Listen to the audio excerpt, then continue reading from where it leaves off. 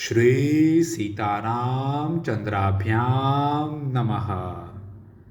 अरण्यकांड 59वां सर्ग। श्री राम और लक्ष्मण की बातचीत।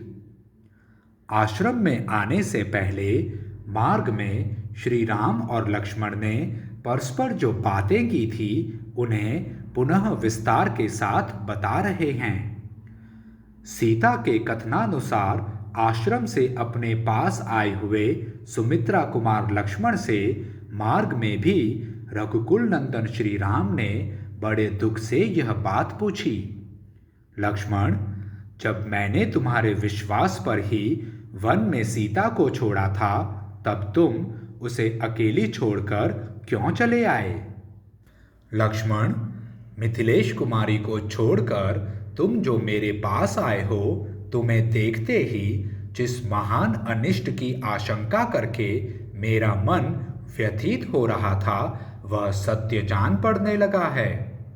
लक्ष्मण, मेरी बाईं आंख और बाईं भुजा फड़क रही है। तुमने आश्रम से दूर सीता के बिना ही मार्ग पर आते देख मेरा हृदय भी धक धक कर रहा है। श्री रामचंद्र जी के ऐसा कहने पर उत्तम लक्षणों से संपन्न सुमित्रा कुमार लक्ष्मण अत्यंत दुखी होकर अपने शोकग्रस्त भाई श्री राम से बोले, भैया, मैं स्वयं अपनी इच्छा से उन्हें छोड़कर नहीं आया हूँ। उन्हीं के कठोर वचनों से प्रेरित होकर मुझे आपके पास आना पड़ा है। आपके ही समान स्वर में किसी ने जोर से पुकारा, लक्ष्मण, मुझे बचाओ। यह वाक्य मिथिलेश कुमारी के कानों में भी पड़ा। उस आर्तनाद को सुनकर मैथिली आपके प्रति स्नेह के कारण भय से व्याकुल हो गई और रोती हुई मुझसे तुरंत बोली, जाओ जाओ। जब बारंबार उन्होंने जाओ कहकर मुझे प्रेरित किया तब उन्हें विश्वास दिलाते हुए मैंने मैथिली से यह बात कही, देवी, मैं ऐसे किसी राक्षस को नहीं देखता जो भगवान श्री राम को भी भय में डाल सके। आप शांत रहें, यह भैया की आवाज नहीं है। किसी दूसरे ने इस तरह की पुकार की है।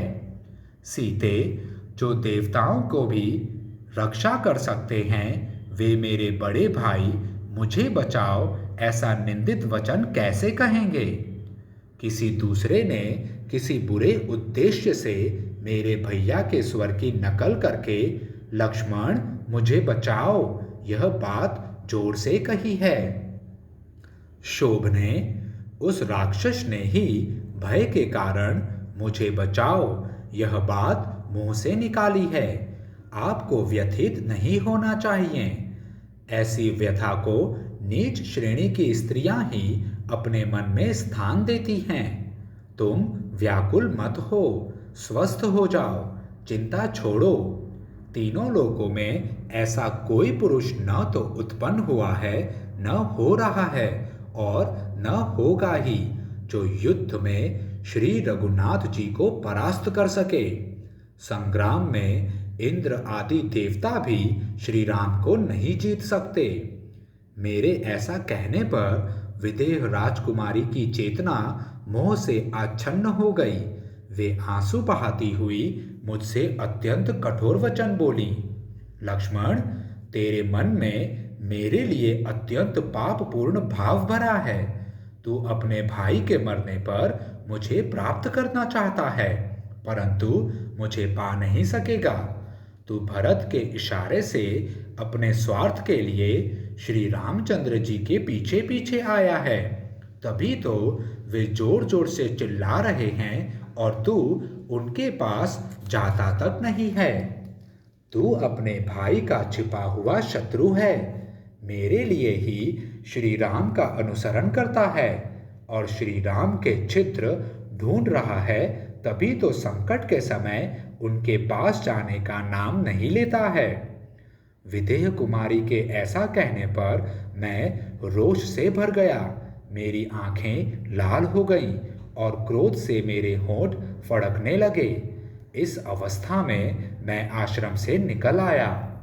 लक्ष्मण की ऐसी बात सुनकर श्री रामचंद्र जी संताप से मोहित हो गए और उनसे बोले, सौम्य, तुमने बड़ा बुरा किया जो तुम सीता को छोड़कर यहाँ चले आए। मैं राक्षसों का निवारण करने में समर्थ हूँ, यह जानते हुए भी तुम मैथिली के क्रोध युक्त वचन से उत्तेजित होकर निकल पड़े। क्रोध में भरी हुई नारी के कठोर वचन को सुनकर जो तुम मिथिलेश कुमारी को छोड़कर यहाँ चले आए, इससे मैं तुम्हारे ऊपर संतुष्ट नहीं हूँ। सीता से प्रेरित होकर क्रोध के वशीभूत हो तुमने मेरे आदेश का पालन नहीं किया, यह सर्वथा तुम्हारा अन्याय है। जिसने मृग रूप धारण करके मुझे आश्रम से दूर हटा दिया, वह राक्षस मेरे बाणों से घायल होकर सदा के लिए सो रहा है। धनुष खींचकर उस बाण का संधान करके मैंने लीला पूर्वक चलाए हुए बाणों से ज्यों ही उस मृग को मारा, त्यों ही वह मृग के शरीर का परित्याग करके बाहों में बाजूबंद धारण करने वाला राक्षस बन गया। उसके स्वर में बड़ी व्याकुलता आ गई थी। बाण से आहत होने पर ही उसने आर्तवाणी में मेरे स्वर की नकल करके बहुत दूर तक सुनाई देने वाला वह अत्यंत दारुण वचन कहा था, जिससे तुम मिथिलेश कुमारी सीता को छोड़कर यहाँ चले आए हो। इस प्रकार श्री वाल्मीकि निर्मित आर्ष रामायण आदि काव्य के अरण्य कांड में 59वां सर्ग पूरा हुआ। जय श्री राम।